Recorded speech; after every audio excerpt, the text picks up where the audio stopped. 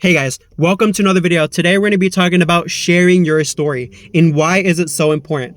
I'm very confident that people need to listen to the stuff you have to say.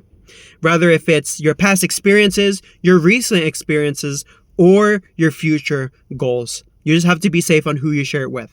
Alright guys, so we're going to get started with this. Number 1, sharing your story could be somebody's light in a path. My personal addictions with smoking, my experiences with drinking in high school, hanging around with the wrong crowds, might help somebody if they're 18, 19, 20 years old. I'm 27, turning 27, November 20th. And I'm excited for that. But as I get older, the more wisdom I start gaining, the more knowledge I start gaining in this field. And you never know who's going to need it. So be open to sharing that story with people who seem like they're a little bit in a gray area or in a very blurry spot. So that's number 1. Number 2 is understanding the difference between worldly wisdom and biblical wisdom. Biblical wisdom will never come back voided or untrue or wishy-washy. Biblical wisdom is the borrower is slave to the lender. This is Proverbs. If you're borrowing money, you're obligated to pay it back. This is valid in the US. This is valid in Poland. This is valid in China. If you borrow money, you have to pay it back. Another Proverbs I'll talk about is the sweet words of a woman are like honey, or a manipulative woman like honey. This is another Proverbs again. If you go to China, you go to Japan, you go to Poland, you go to Spain, these women are manipulative, and it's just straight up facts, and it's true. Worldly wisdom is stuff that the world has accepted. For an example, if somebody gives me advice of, hey, I think you should really hook up with women because it gives you a little bit more experience when you find your wife later on. Whether if that's 5 women, 10 women, it's wrong biblically, but it's right in this world. People might agree with you, people might disagree with you. It's wishy-washy advice, but it mostly is sort of true. So knowing the difference of that is very, very important. And I always tell people all the time when they're young to take in biblical wisdom when they can.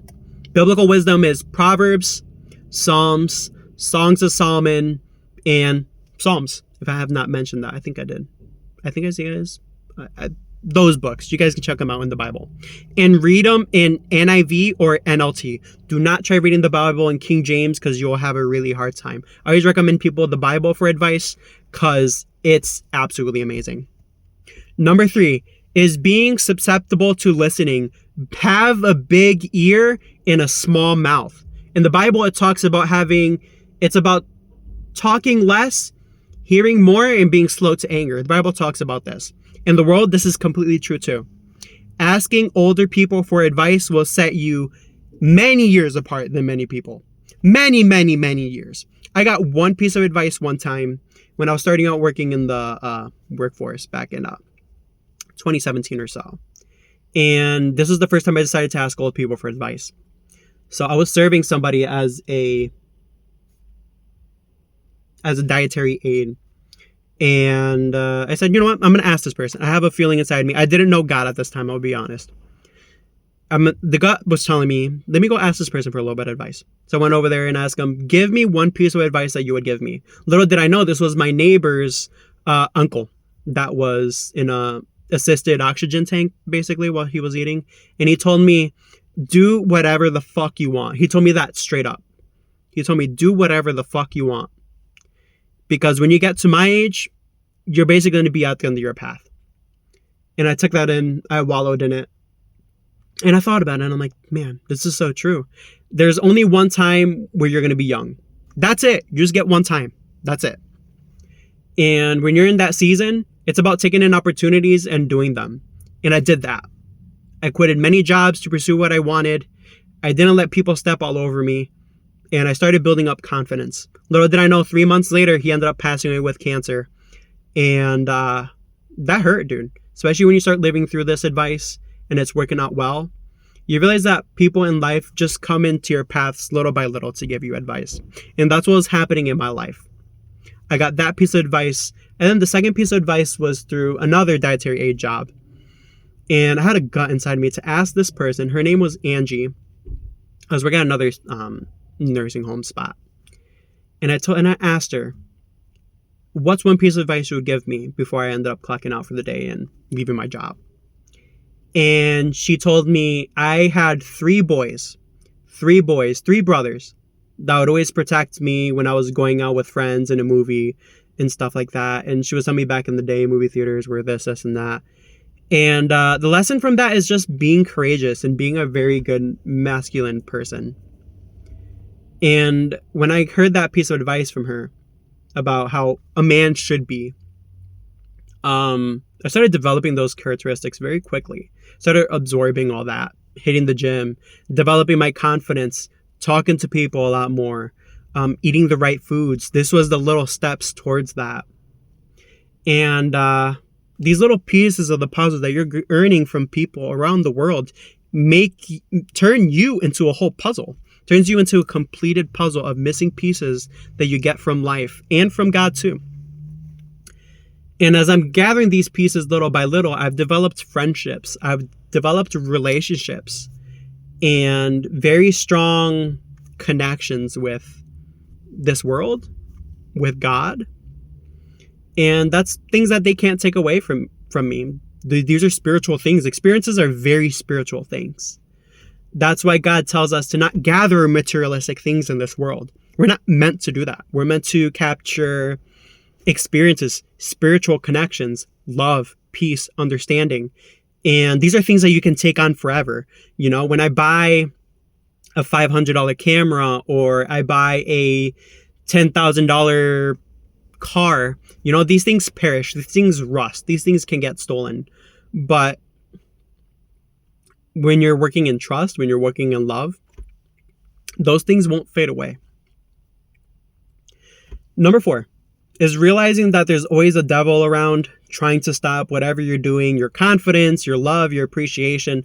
The devil is always there to put interruptions in your life. Rather if that's a car accident in front of you, rather if that is an argument, rather if that is the scarcity of you losing your job, being anxious, being stressed. The devil doesn't want you to watch videos that develop your confidence and grace in God. The devil will try anything. Right now, recording this video is very, very hard because there's just this stuff going around. You can tell my eyes are bouncing around the place. And it's true. It's very, very true. Be super vigilant of the devil. Be open to seeing these things when they do happen and praying over it. Because this life is very susceptible. It's very vulnerable. And it's like water. It kind of tosses back and forth. You get doubtful. You get regretful, and you start thinking about your past self. The devil likes using your past. But as you're moving through in this life in your younger years, realize that your past is the past. You can't take it back. God said, listen, I forgave you for a reason. You're not that person anymore. You're good. Let's keep moving. And you have to keep moving. And you start developing that confidence in him when you start listening to experiences from other people. I would say starting a relationship with somebody, one person that you absolutely love, and just following through with that. Be open to new friendships, not only dating, but be open to new friendships with people who might be a little bit, not sketchy, but a little bit not in your area. Because you may not know why that person is in your path in the first place. Maybe God has a lesson for you through that person. So my piece of advice to close out this video, I'm not going to make it very long, is be open to establishing new friendships. That's my first piece of advice. Younger guys, number 2 is listening to older people or anybody around you that's trying to give you advice and share their story. And use that and implement that to your life. Again, we're talking about your whole puzzle. And you're missing puzzle pieces where you're kind of a little bit like, I don't really know about this. I don't really know about that. Ask people about their experiences with that. Don't just go through with it. That's where you get true knowledge from, is when you ask, instead of just putting your shoes in there without questioning it. Always question, always question, always question. And then my second to last is accept God early. If you have not accepted God today, accept God today. God doesn't want to harm you. I'm not understanding why people are so scared about God,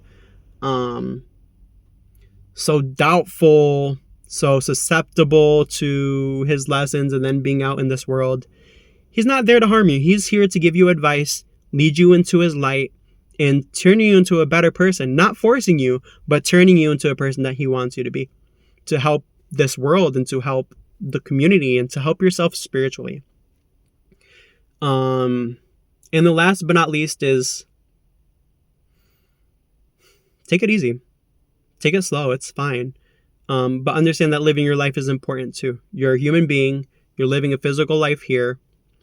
And when you understand that you're human, you're going to make mistakes, and you're taking it easy, things start being a little bit more exposed in front of your eyes, because you're not working so hastily, trying to grab things all over the place and being so anxious.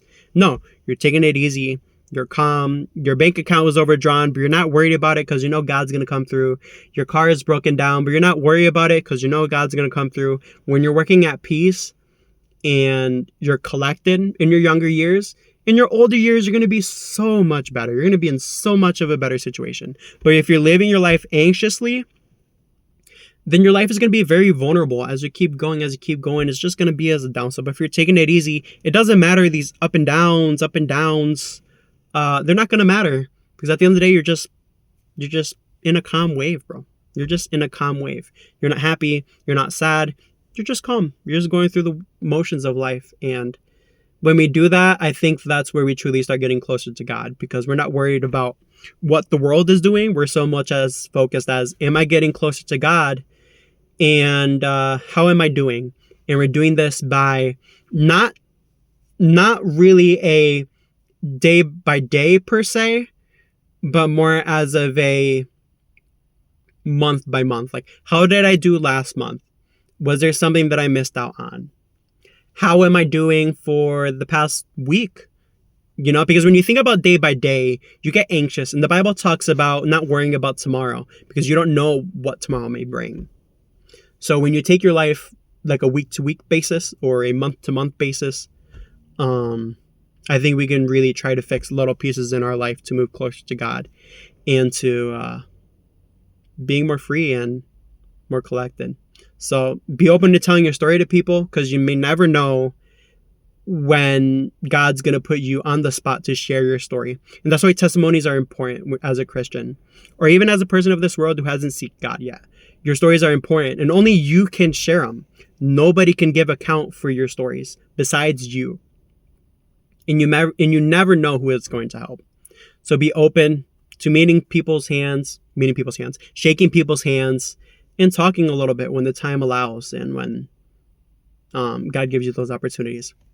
I'll close it out with this really quickly. I remember I was talking about this last time about a faith story about when I picked up this homeless person. And I always like telling the story, because you never know who's vulnerable in life. I was driving, and there was a homeless person on the side of the road. And he was waving at me and stuff. And I'm like, hi. Thinking that he was waving at me and stuff. I passed him. And as I start passing him, the spirit inside me tells me, stop. Go pick him up. And I said, no, I'm going to go home. Spirit says, no, stop. So I'm like, oh, Spirit's telling me to stop. So I go over, turn around, come back. And he's so grateful. He hops in the car when I pick him up. So grateful. And we're driving. And this is on the way of driving home. So it was convenient. And I was telling him, oh, I just picked you up because of the fact that it was convenient and something was telling me to pick you up. And he told me one thing that woke me up. It's not about conveniency. Bible isn't about conveniency. It's about, I get a little bit emotional when I hear this story. It's not about conveniency as a Christian. It's about doing the right thing. It's about doing the right thing in everything in life. Biblically, worldly, it doesn't matter what it is. It's doing the right thing. And he told me it's about doing the right thing. So we keep on driving, and I said, you know what? You built up my faith a little bit today, and you humbled me. Because he starts telling me about stories about he can't wait to get home, to go pet his dog, and to cuddle up with his dog with his heater in a little tent in the back of a store or something. And I started realizing a lot, like, I start thinking about life as a day in and day out thing. But there's people out here who struggle day to day, hour to hour. And he opened my own mind up to that, because I was very numb to that. And he said, you're welcome. You've helped me up too. I was really about to give up on my faith today, but you encouraged me and you gave my faith back. I started getting crying and emotional. I said, you know what? Thank you so much for that. And I appreciate you for that. And as he climbs out my car, he walks and he starts worshiping, like having his hands in the air, saying, thank you, God. I started crying because of the fact that, man, dude, there's just people out there having it a lot worse than you do. And you never know who you're going to come by when you're a Christian. So, or even as a person of this world too. We're all the same people. We're all people. God loves us all equally. But when life comes around and you have to experience those things, they add up little by little into your personality, into your character. You just got to take them in early and absorb them. That's it. I'm not sure what else to say, but that's going to be my video today. So it's about sharing your story and don't hold it back because you never know who's going to need it. This is a little bit long, but hopefully this motivated you today on this beautiful Saturday. Bye, guys!